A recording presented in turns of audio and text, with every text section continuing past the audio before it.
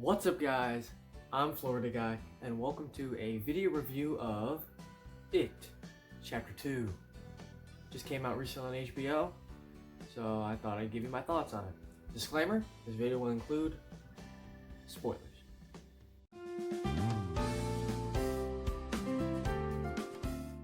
First, let's discuss pacing. This film is 2 hours and 49 minutes long. That's 35 minutes more than the first movie.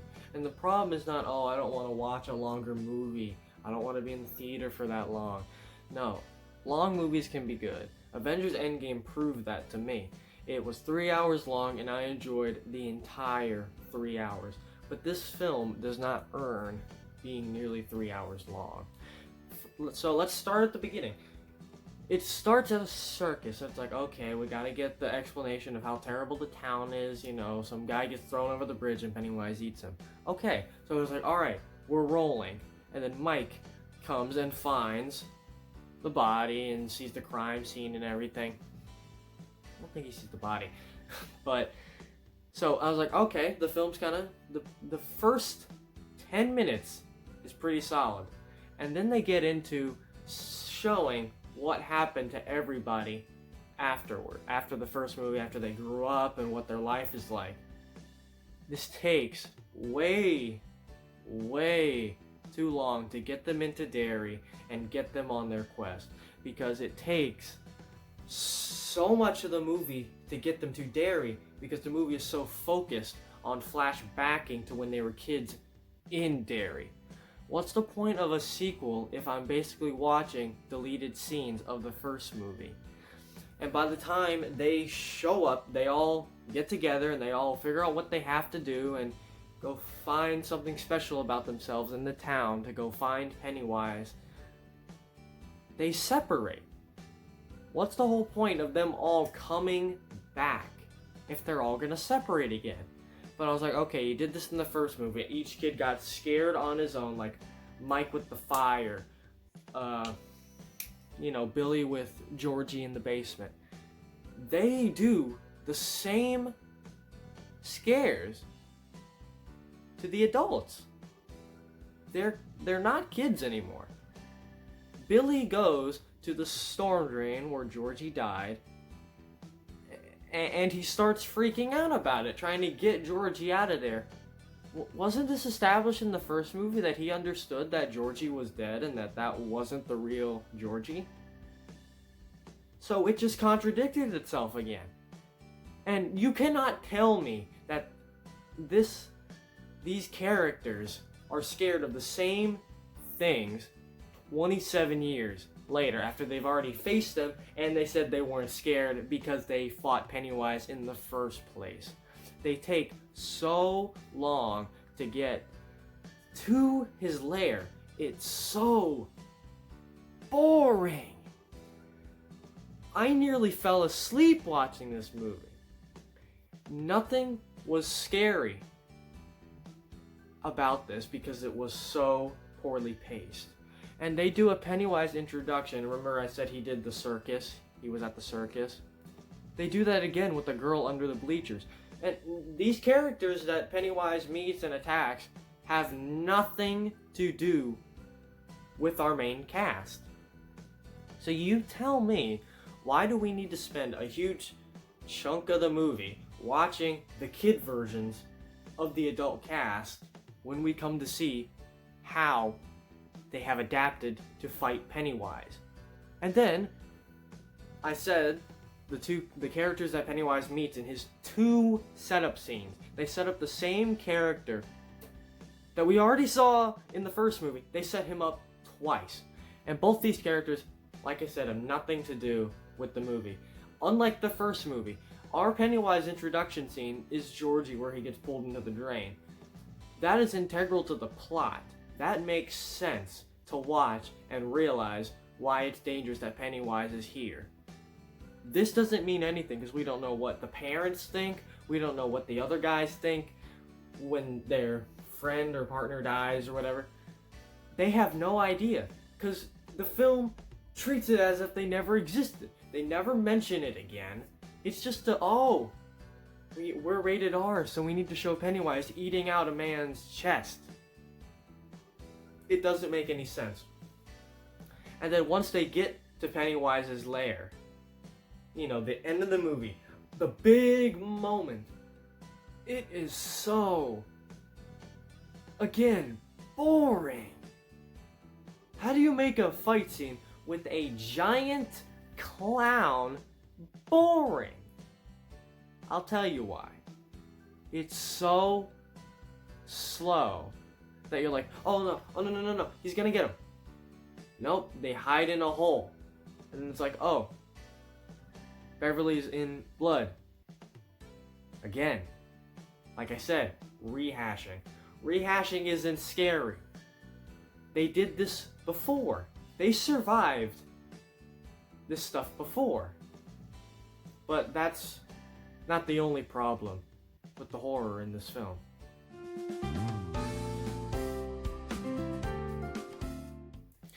Now, let's talk about how scary I personally think this movie is. I don't think this movie is scary in the slightest. Now, I'm not blaming that on Bill Skarsgård, the guy who plays Pennywise. I don't think he lost his way. I don't think the sets aren't cool, because the sets are really cool. Like, I really like how the sets look. And how they're set up, and the lighting, and it looks really nice. Like, you could really make something great out of this. But what they lost from the first movie was tension. There's no tension in this film. So, this is clearly shown in the Paul Bunyan statue scene with young Richie. So the scene starts, he walks in, he sits at the bench, and you see the statue as he's sitting down. And then you hear a voice, then he looks up and the statue's gone. It's like, alright, this giant statue is gone. So, and the camera is in a way to where, because Richie's sitting, if the whole bench is this long, Richie's over here. The camera can only pan to show you the rest of the bench. And it pans, and there it is, with a giant mouth, and it's huge and very computer generated looking. Now, the first movie was able to use practical effects like wires and pulling people with wires to, you know, add to the scariness, and like the costume. Like Bill Skarsgård, his costume still looks really good. Like his makeup as Pennywise and his performance is still very unsettling. Like if he's just given his own scene. Like in the setup with the girl under the bleachers that I talked about before. I don't really know why it's there, but that's one of his best scenes in the film, because he gets to be Pennywise without all this giant CG creation. Because the Paul Bunyan statue and then Pennywise in the final fight, they are massive. They are huge. Why did they decide to forego the first movie, which did use CGI? I'm not saying like, oh, it's only practical effects. They use CGI. Every film uses CGI now. So, but they were able to do it back in that movie more effective to keep it in suspension of disbelief, because let's be real, it's a shape-shifting clown. So, but this movie, it goes so overboard. And I don't know if the budget got cut, but it just feels like they missed the mark, and then the statue just goes away. Richie says it's not real, it's not real, it's not real. Boom, it goes away. So that wasn't very scary. I mean, it's a cool idea. Like I'm not hating on like the guys who wrote this or the director for like, oh, that's a stupid idea, you should never do it. That was a good idea. This movie is full of good ideas. Let me make that clear. But the execution is just, for me, it's not very good. Now, the next thing I want to talk about is the funhouse scene with the mirrors. This scene is so cool. It's such a good idea. You know, you don't know exactly where you're going. You kind of lose your sense of direction.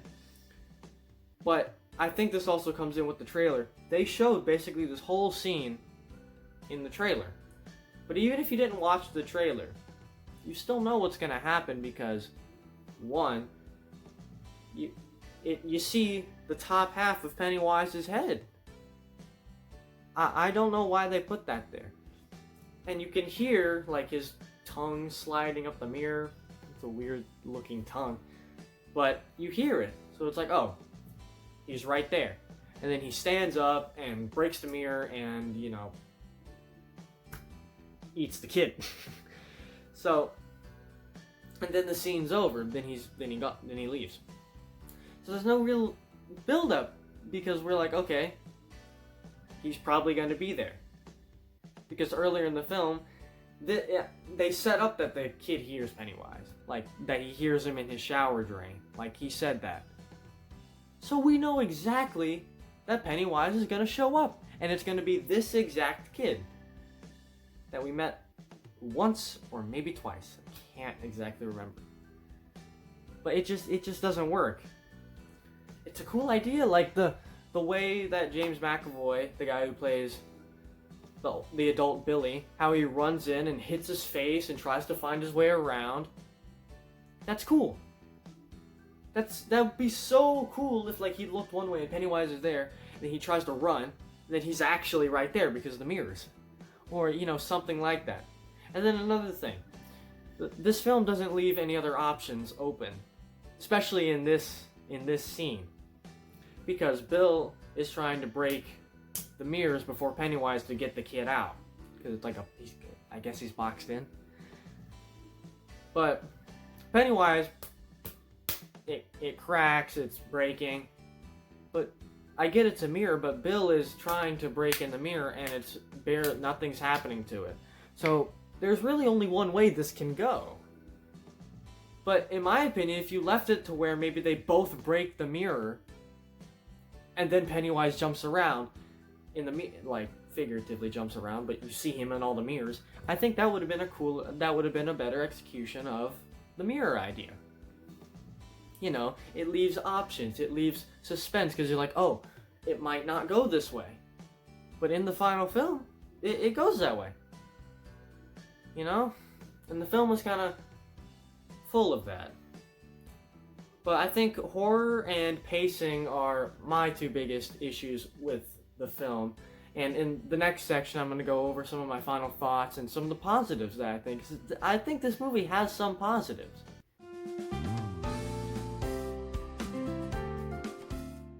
Now, let's wrap this up. So, I've already mentioned some of my positives before, like the ideas in place, the sets.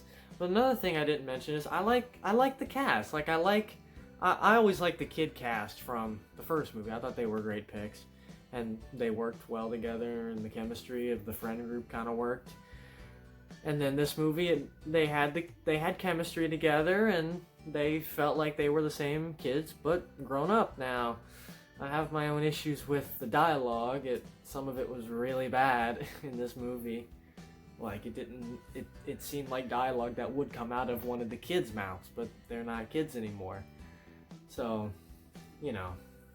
But as just members of the cast, they were great. Like, they made a lot of sense for why they were picked. And another thing that I liked was in terms of the color palette of the movie, you know, the bright reds were really cool, you know, the mood lighting. Like, that was good, like the set design I mentioned. But then the colors that they used, like maybe a bright blue in his final layer, maybe a green.